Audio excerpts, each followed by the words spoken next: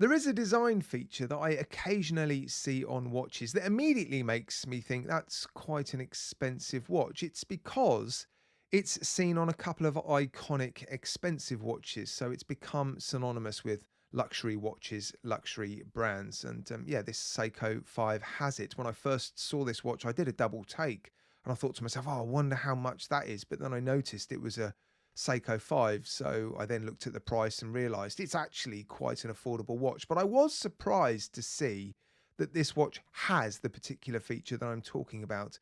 I'm not going to tell you what it is right now. I'll show you it in a minute. But yeah, I picked this watch up for a very reasonable price from Chrono24. And yeah, I think it looks fantastic. I think it's one of the best looking Seiko 5 watches I've ever seen. And it really does punch above its weight when it comes to value for money with regards how it looks. I think it looks amazing. So yeah, let me head over to the Lightbox now and I'll show you exactly what I'm talking about. Right, here we go then. This is the SNKD99K1 and there it is. Can you tell me in the comments section which feature I'm referring to? It is, of course, are you ready? The bezel, all stainless steel bezel with sunburst brushing and a high polished chamfered edge running all the way around the bezel. On this particular watch, it's being used to indicate the 5-minute markers, but on some watches, it is used as a GMT bezel, and that is generally how it is used on the more expensive premium watches that feature bezels like this. I really do think this watch looks more expensive than it can be picked up for. You can buy this watch for around £100, I think, maybe even $100 from some outlets. On Amazon in the UK, it's £140. Watch Nation, it is reduced to, I think, around 180. It's definitely reduced, 179 maybe. Jomashop, it's quite affordable, but if you buy it in the UK, you'll have to pay import taxes, which will bring the price up. But yeah, it's not just the bezel that I like. I like the overall look of the watch. Now, the irony is, when I first started looking at watches with this particular bezel type on them, I quite often said, well, I'm not a fan of it. And when compared to ceramic bezel inserts on dive bezels, yeah, I'm not a fan of it. But on watches like this, I think it looks amazing. Yeah, there were some watches that I've seen have this bezel that I just don't think it suits, or the bezel is just too thick. But on this watch, it is actually quite small, isn't it? Quite thin, delicate almost.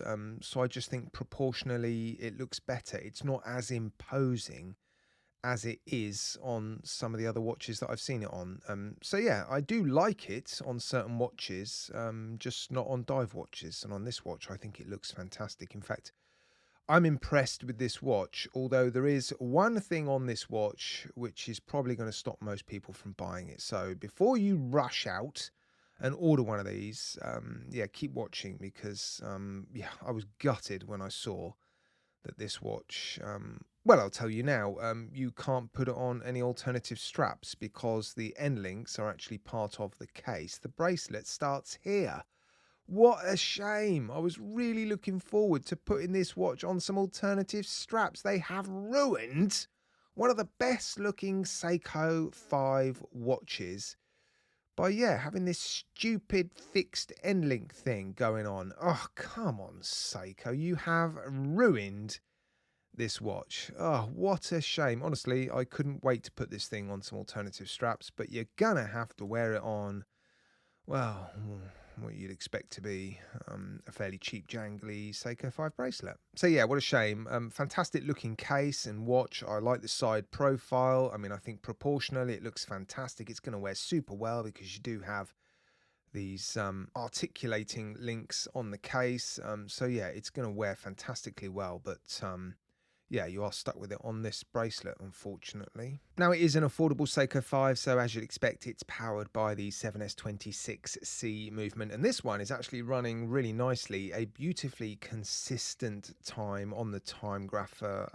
averaging around 0 seconds a day. Decent amplitude, beat error isn't great, almost 1 millisecond of beat error, so that's on the cusp of needing some attention, I think.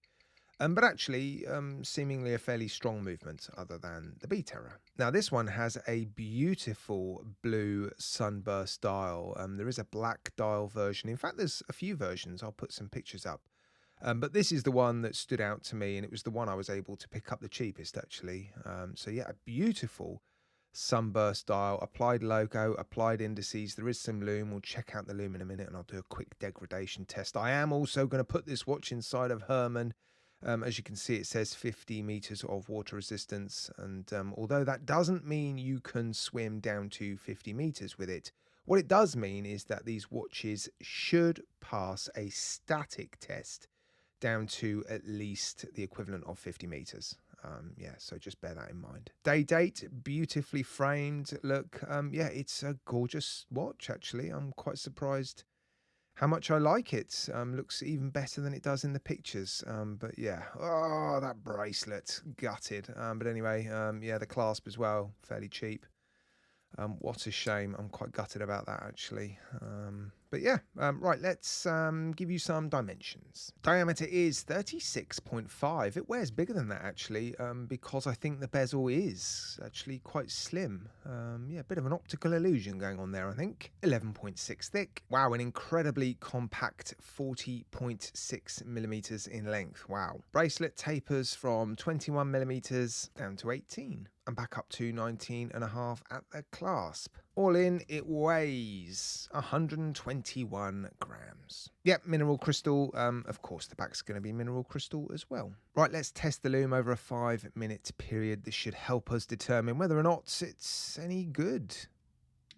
Well, the Loom is easily visible after 5 minutes, which on some super affordable watches, it isn't. So, yeah, it seems to be a decent coverage. Right, it's time to test this watch inside of Herman up to the stated level of water resistance, which is 50 meters, and Herman can test to that level. So, yeah, this should be a pretty good test.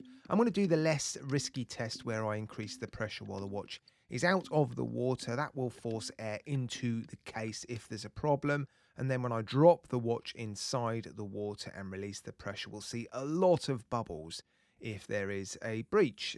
But yeah, on this occasion, it looks like a pretty good test. I'm not seeing many bubbles at all, so as far as I'm concerned, this watch is capable of 50 meters of water resistance, so safe to swim with, basically. Now, because we're not able to put this watch on any other strap, here it is then on the supplied bracelet on my roughly average 7¼ inch-ish wrist. And I stated earlier, I think it wears a little bit bigger than the dimensions suggest because of that rather slim bezel, and I stand by that statement. It doesn't look too bad on the supplied bracelet and clasp, but yeah, I was really looking forward to seeing this one on some alternative leather straps, but unfortunately, yeah, you can't really swap out the bracelet. What a shame, but there you go. Fantastic watch, looks incredible, definitely looks more than £100, £150, which is what you can currently pick up this watch for. Yeah, and on this particular watch, I do really like this all stainless steel bezel. But let me know, guys, in the comments section what you think of this very affordable but rather premium looking Seiko 5.